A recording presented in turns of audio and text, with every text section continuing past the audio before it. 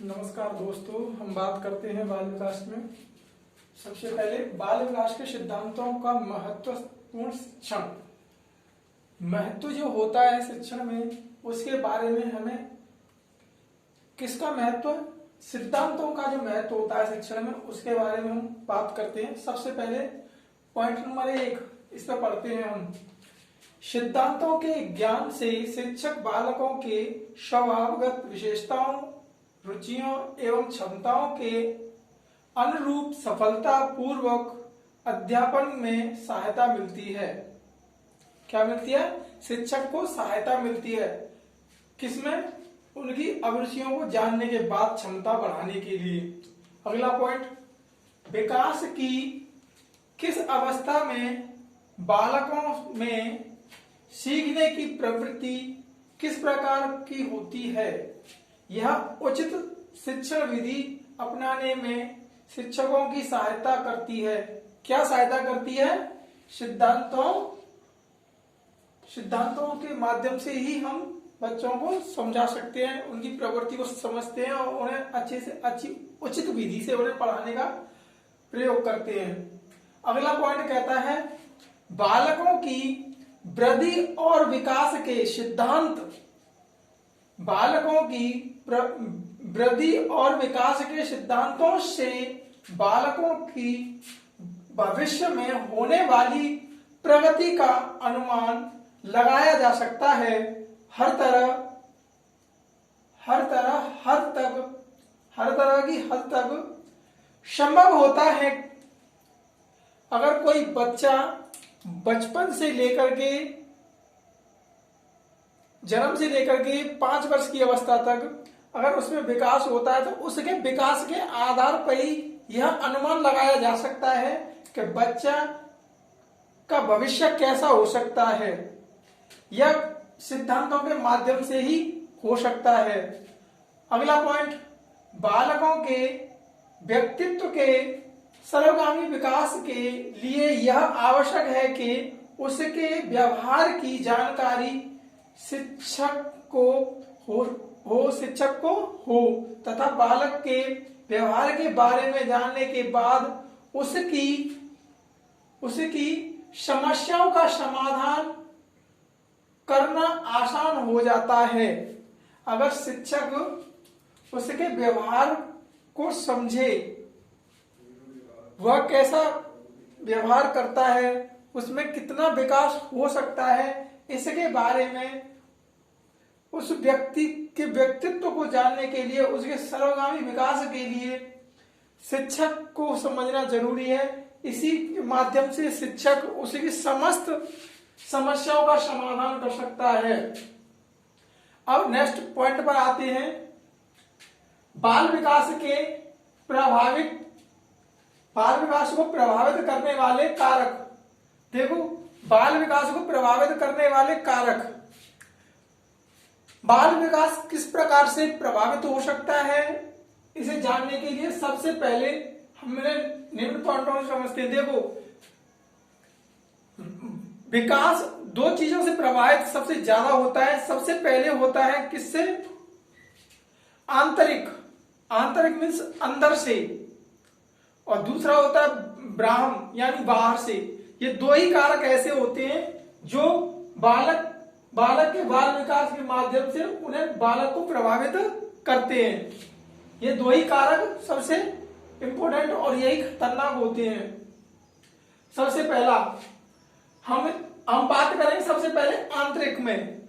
किसमें? आंतरिक में सबसे पहला जो होता है वंशानुगत।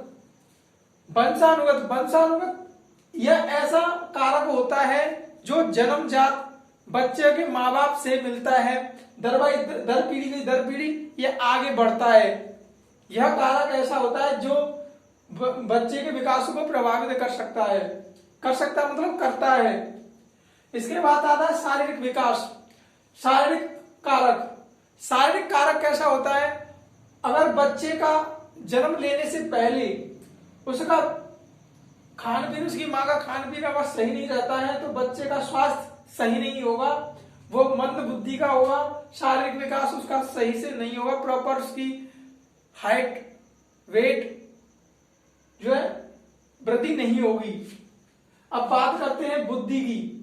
बुद्धि भी आंतरिक होती है, उसके खुद इंटरनल मेमोरी होती है, तो इसलिए उसका विकास होना उसके किस पर डिपेंड करता है? ये बुद्धि का संबंध सीधे वंशानुगत और शारीरिक विकास से है। अगर उसके अंदर कोई वंशानुगत कोई बीमारी है, उसका स्वास्थ्य सही नहीं रहा, उसका फिजिकली वो सही नहीं रहा, तो उसकी बुद्धि भी सही से डेवलप नहीं हो पाएगी। जब बुद्धि सही से डेवलप नहीं हो पाएगी तो यह विकास उसको हानिकारक रहेगा। उसके बाद आता है संवेगात्मक।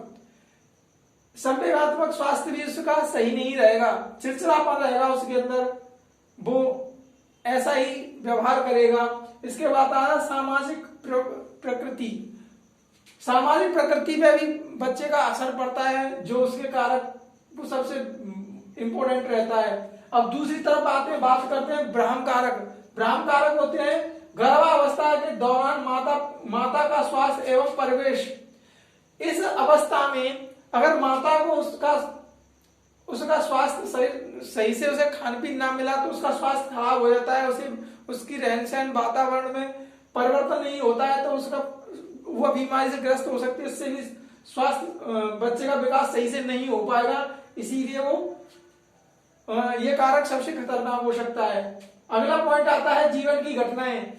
बच्चे की जीवन की ऐसी घटनाएं, अगर बच्चा कोई खेल कूद में या किसी एक्टिविटीज में इन्वॉल्व होता है और इन्वॉल्व होने से वह घटना के कारण उसका कोई अंग प्रभावित हो तो उसको वह सही से विकसित नहीं हो पाएगा। अगला आता है भौतिक वातावरण। जो उसका वहां का जो रहन सहन है, वहां की जो वातावरण है, वो भी उसे सबसे ज्यादा प्रभावित करता है। अगला पॉइंट आता है सामाजिक आर्थिक स्थिति। देखो अगर सामाजिक स्थिति भी है, वो भी उसे प्रभावित कर सकती है, और आर्थिक स्थिति भी इसमें बहुत वो हो सकती है, प्रभावित कर सकती है उसे। क्योंकि अगर उसके पास आर्थिक स्थिति, उसके पास आर्थिक प्रॉब्लम होगी, उसके माँ बाप के पास, उससे उसके बच्चे का स्वास्थ्य सही नहीं रहेगा, वो पढ़ाया नहीं जा सकता, बहुत से कारण हो सकते हैं। अगले पॉइंट पे आते हैं बाल मनोविज्ञान की परिभाषाएं। ये जरूरी है। देखो जरूरी तो ये सभी है, ये भी इंपॉर्टेंट पार्ट है, ये भी इंपॉर्टेंट पार्ट है, और ये भी इंपॉर्टेंट पार्ट है। इन दोनों में 100% मैं 100% कह सकता हूं कि इनमें से आप लोगों को कम से कम 2 क्वेश्चन आएंगे ही आएंगे। यूपीटेट, सीटेट और सुपरटेट, किसी में भी प्रत्येक में इसमें से कुछ ना कुछ आएगा, 100% है। अब बात करते हैं, तो इसकी परिभाषाओं के जानने के लिए सबसे पहले आते हैं क्रो एंड क्रो के अनुसार। बाल मनोविज्ञान एक वैज्ञानिक अध्ययन है जिसमें बालक के जन्म से पूर्व काल से लेकर किशोरावस्था तक का अध्ययन किया जाता है। कहां से? जब बच्चा गर्भ में होता है वहां से लेकर के किशोरावस्था तक, जो सबसे ज्यादा विकसित होने वाला काल होता है, उसमें बच्चा गर्भ में होता है, गर्भ से लेकर के 5 वर्ष यानी 15 वर्ष की अवस्था तक बच्चे में विकास होता है। उसके बाद मध्यम वर्ग का आ जाता है विकास।